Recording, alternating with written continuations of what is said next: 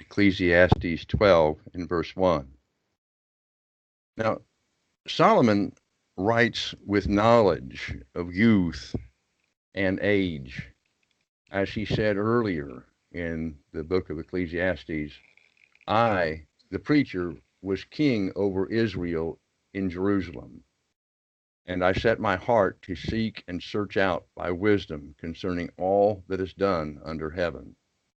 This burdensome task God has given to the sons of man, by which they may be exercised. I have seen all the works that are done under the sun, and indeed all is vanity and grasping for the wind. As he looks at the things in this world, that is, the things that will not last, and the things that we see as we pass through this world, he sees that ultimately everything is vanity. It's like grasping for the wind. When the Lord appeared to Solomon, when he first became king, notice these words from 1 Kings chapter 3. Therefore, Solomon says, give to your servant an understanding heart to judge your people, that I may discern between good and evil. For who is able to judge this great people of yours? The speech pleased the Lord that Solomon had asked this thing. Then God said to him, because you have asked this thing, and have not asked long life for yourself, nor have asked riches for yourself, nor have asked the life of your enemies, but have asked for yourself understanding to discern justice. Behold, I have done according to your words. See, I have given you a wise and understanding heart, so that there has not been anyone like you before, nor shall any like you arise after you. Solomon was renowned for his wisdom and his knowledge. In 1 Kings 10, in verse 23, so King Solomon surpassed all the kings of the earth in riches and wisdom. Now all the earth sought the presence of Solomon to hear his wisdom, which God had put in his heart.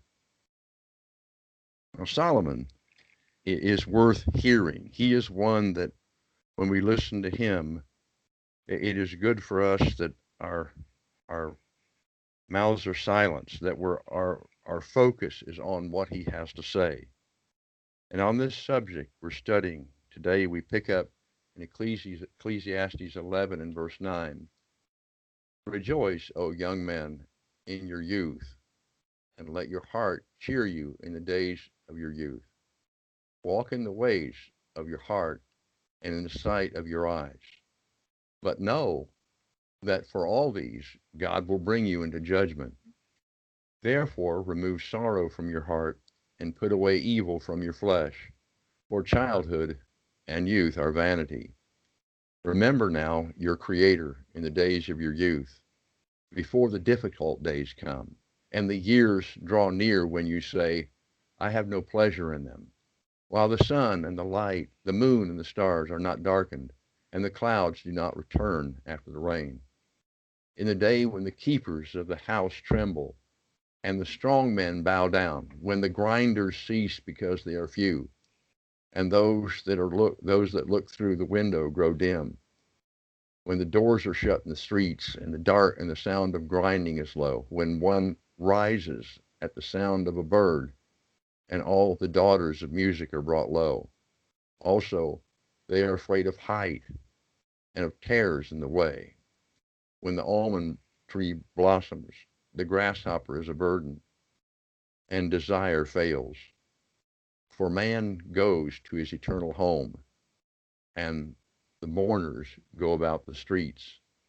Remember your Creator before the silver cord is loosed, or the golden bowl is broken, or the pitcher shattered at the fountain, or the wheel broken at the well. Then the dust will return to the earth as it was, and the spirit will return to God who gave it. Vanity of vanities, says the preacher, all is vanity.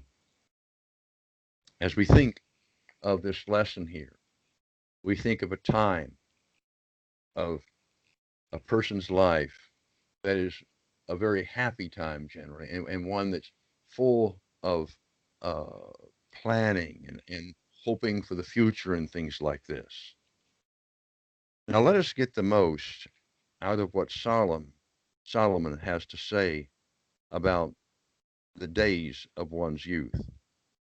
Now he starts out there in chapter 12 and verse 1 saying, remember, someone has called the memory a gallery wherein hang all the scenes of life. And as each person has his own memory, each person has his own gallery. Memory can be like music that we heard long ago. It brings back voices of people who have passed from this life, yet they live in our minds. The Bible places great emphasis on memory. In the Old Testament, the rainbow was to remind that God would never destroy the earth with a flood again, there in Genesis 9. The Passover in Exodus 13 was to remember God's bringing the children of Israel out of Egypt. The Sabbath was a day that was supposed to be remembered every week. In the New Testament, Jesus instituted the Lord's Supper as a memorial. He said, do this in remembrance of me. As we think about this, the Bible places emphasis on memory. It is not good for us when we do not remember what God would have us to do. People sometimes say, "Oh, I forgot." Memory is meant to stir up Christians' minds. In Acts 20 and verse 35, as Paul is giving his final words to the elders at Ephesus, he says, I have shown you in every way by laboring like this that you must support the weak. And remember the words of the Lord Jesus that he said, it is more blessed to give than to receive. And notice, and remember the words of the Lord. These are things that a person can forget as he gets some wealth and starts recognizing some prosperity in his life. He has to use his memory. In 2 Timothy 2, in verse 8, remember that Jesus Christ of the seed of David was raised from the dead according to my gospel. Don't forget that, Paul is saying. In 2 Peter, after Peter has given this long list of the Christian graces, he says there in verses 12 and 13 of 2 Peter 1, for this reason, I will not be negligent to remind you always of these things, though you know and are established in the present truth. Yes, I think it is right as long as I am in this tent to stir you up by reminding you. And notice how important reminding is. We could spend a lot of time on this.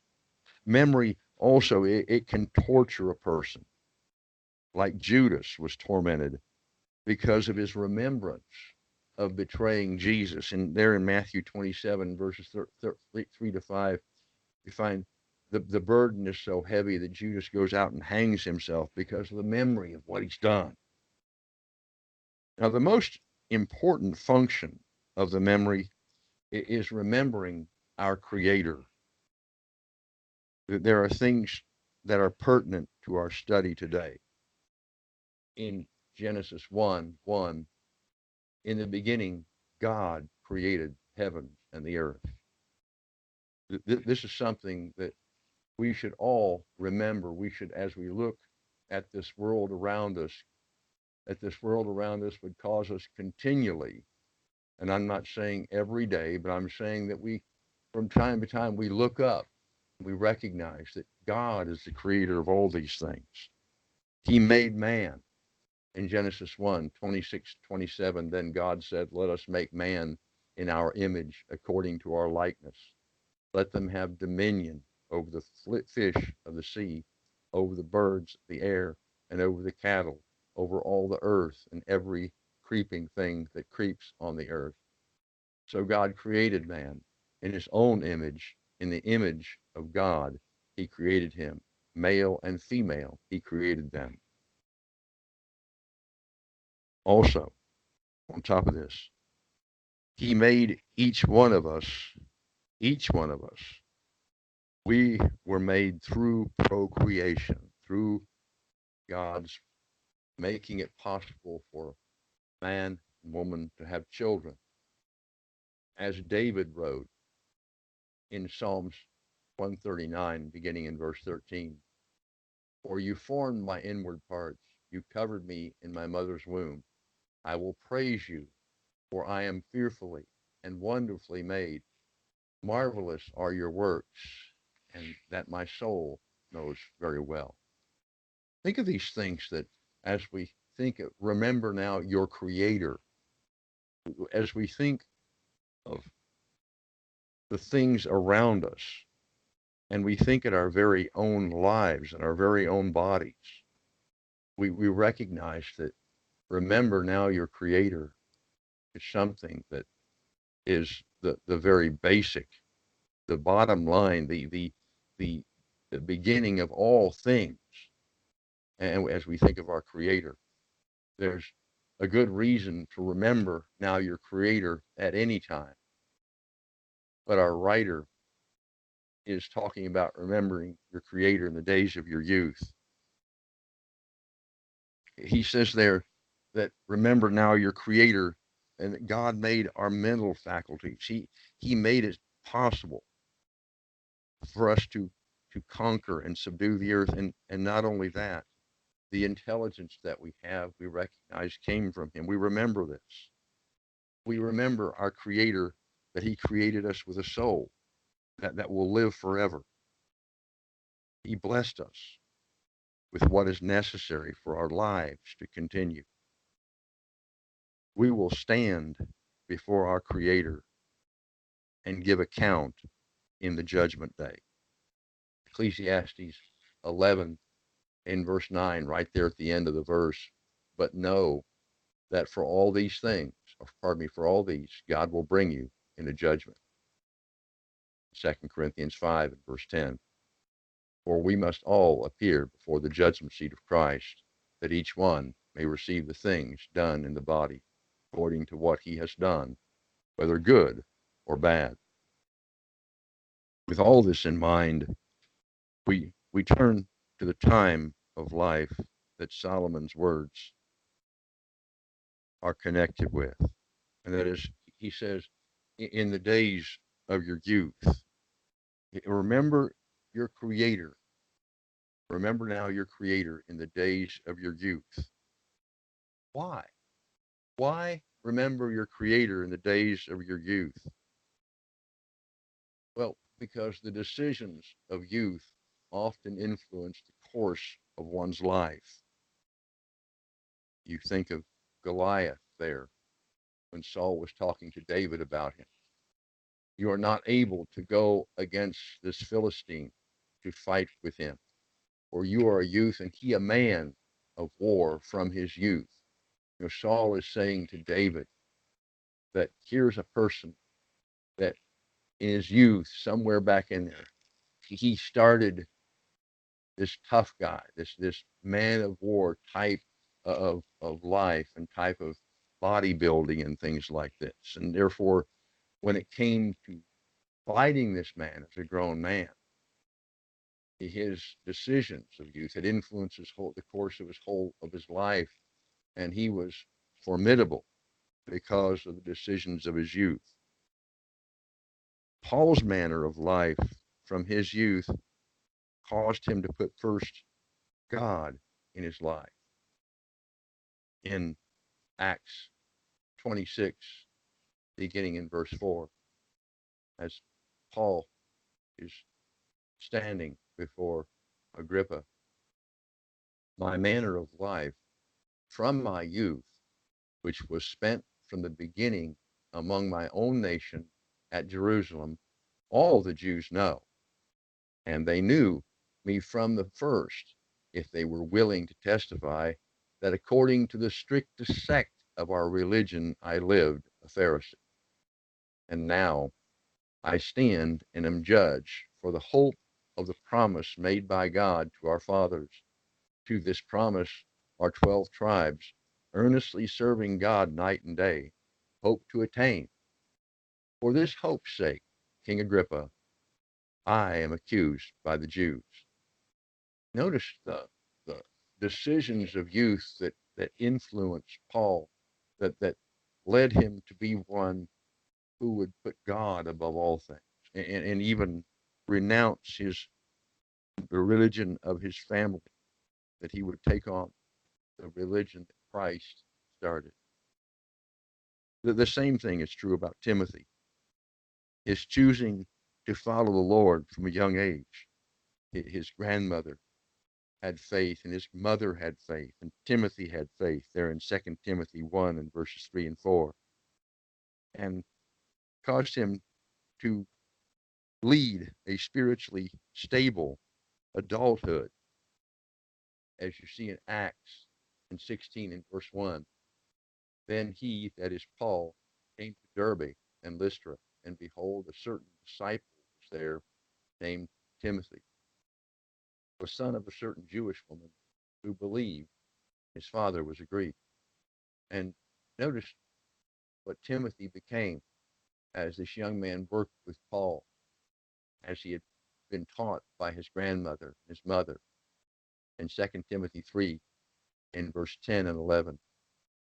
Paul says to Timothy, but you have carefully followed my doctrine, manner of life, purpose, faith, long suffering, love, perseverance, persecutions, afflictions, which happened to me at Antioch, at Iconium, at Lystra, what persecutions I endured, and out of them all the Lord delivered me. That the decisions of youth, as we say, often influence the course of one's life. As we think about our Creator and remembering Him, we have to remember what it says there in Galatians 6 and verse 7, that God is not mocked, but whatever a man sows, so shall he also reap. Remembering our Creator helps us to be wise, so we make wise decisions, so that our lives will be built on the firmest possible foundation. Matthew 7, verses 24 to 27. Therefore, whoever hears these sayings of mine, does them, I will liken him to a wise man who built his house on the rock. Rain descended, floods came, the winds blew, beat on that house, it did not fall, for it was founded on the rock. But everyone who hears these sayings of mine, does not do them, will be like a foolish man who built his house on the sand. The rain descended, and the floods came, and the winds blew, and beat on that rock, or beat on that house, and it fell, and great was its fall. We look at the wise man. He's looking ahead.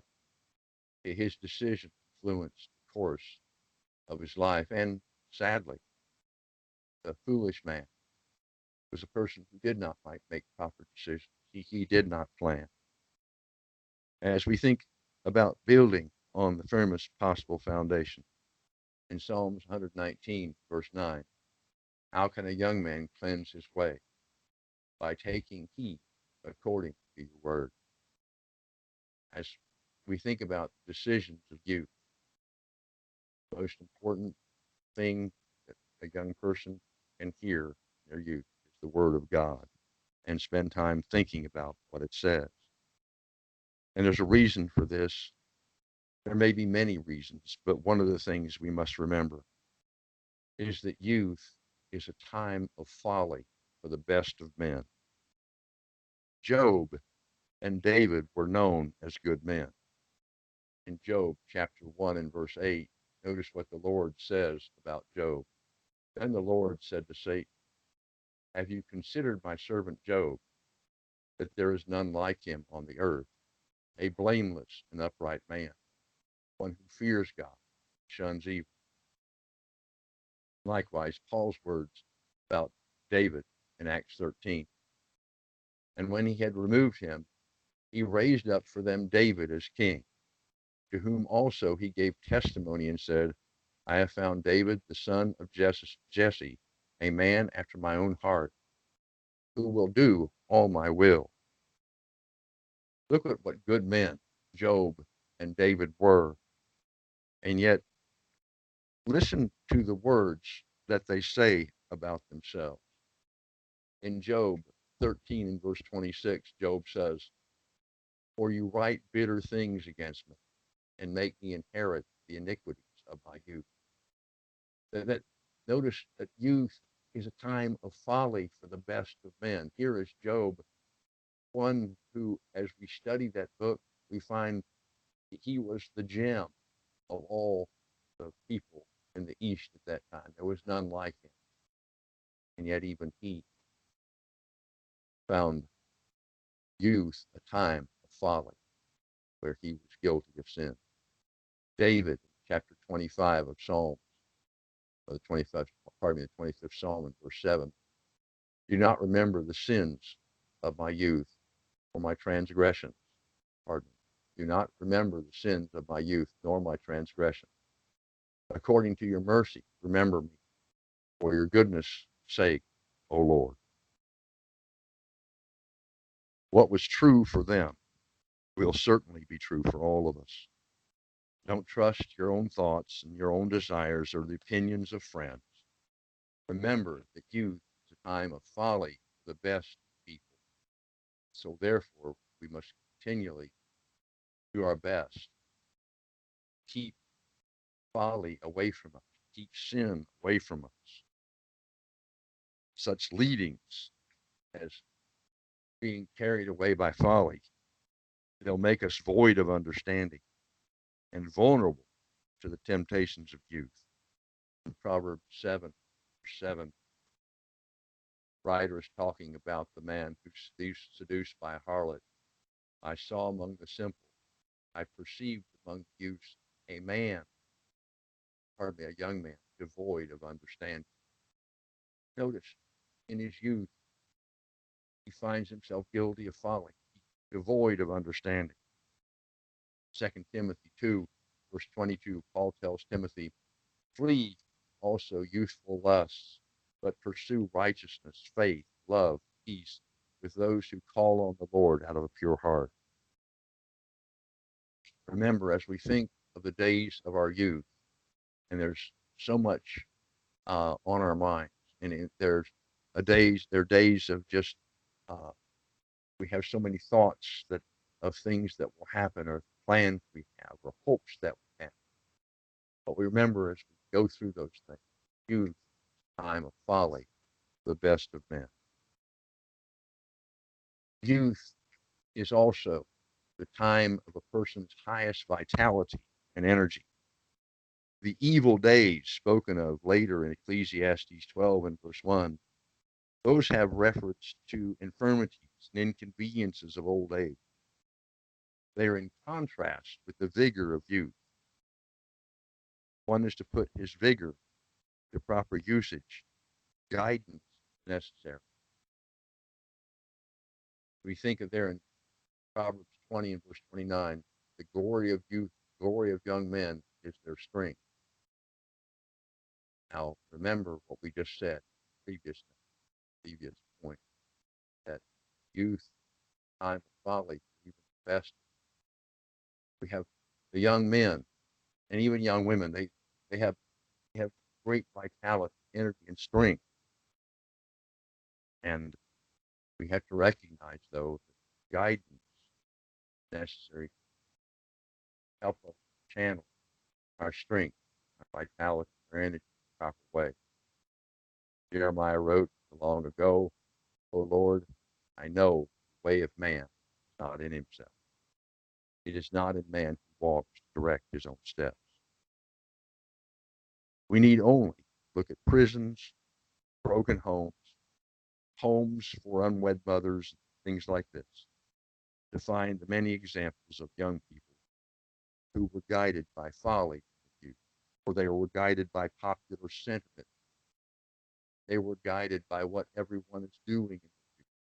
They are guided by what their peers think. Remembering our Creator days of youth, lead you, use your ability, energy wisely.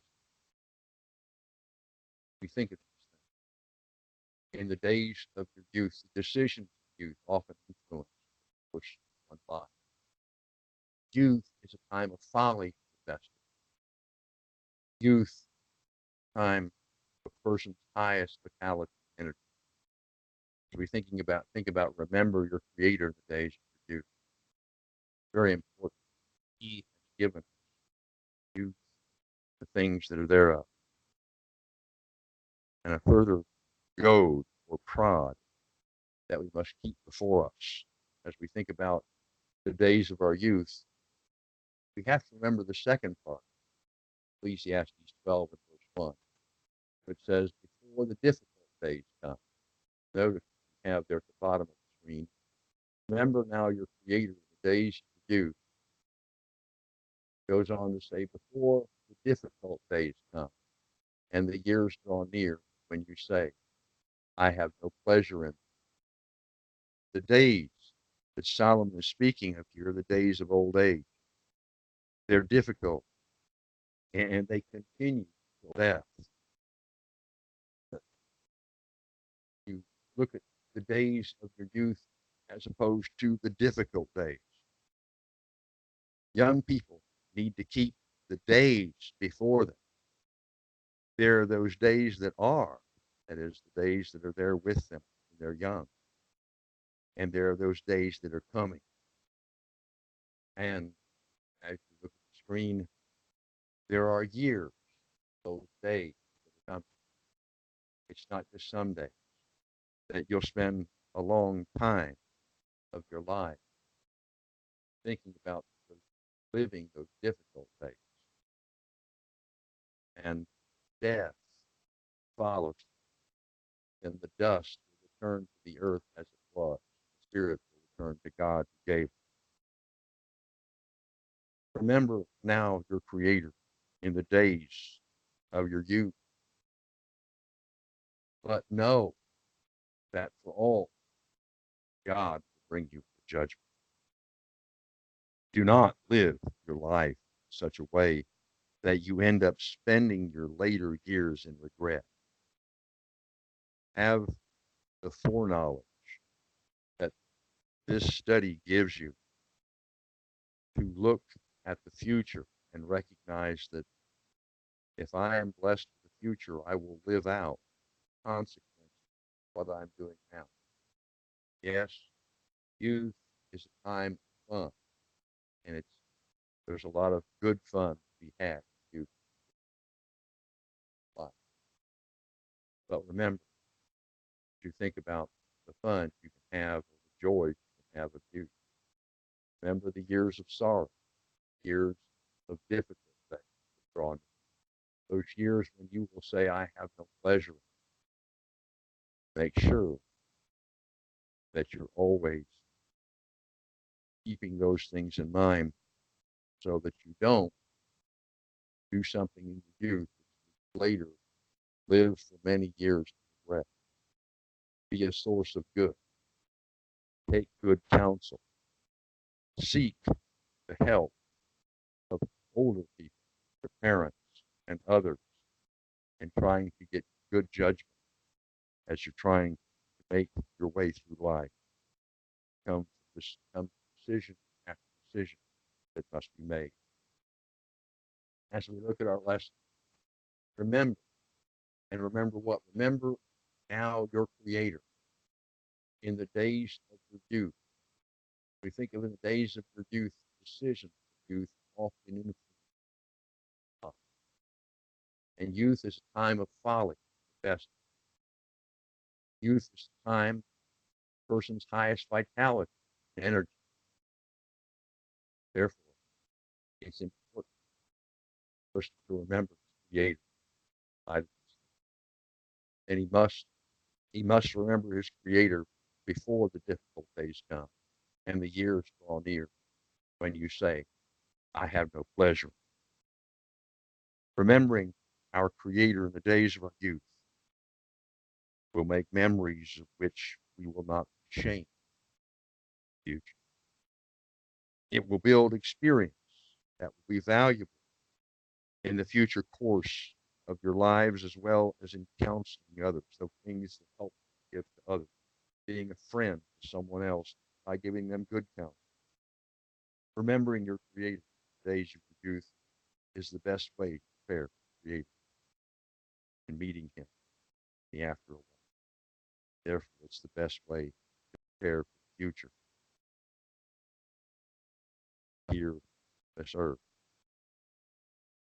Ecclesiastes 12, verse 13 and 14. Here, fear God and this and all. God will bring every work to judgment, every secret, whether good or if you think about these things we studied today, hopefully we'll keep this passage in our Bibles before us, that they will be guides for the elderly, guides for the middle age, and guides for the young. I thank you for your attention.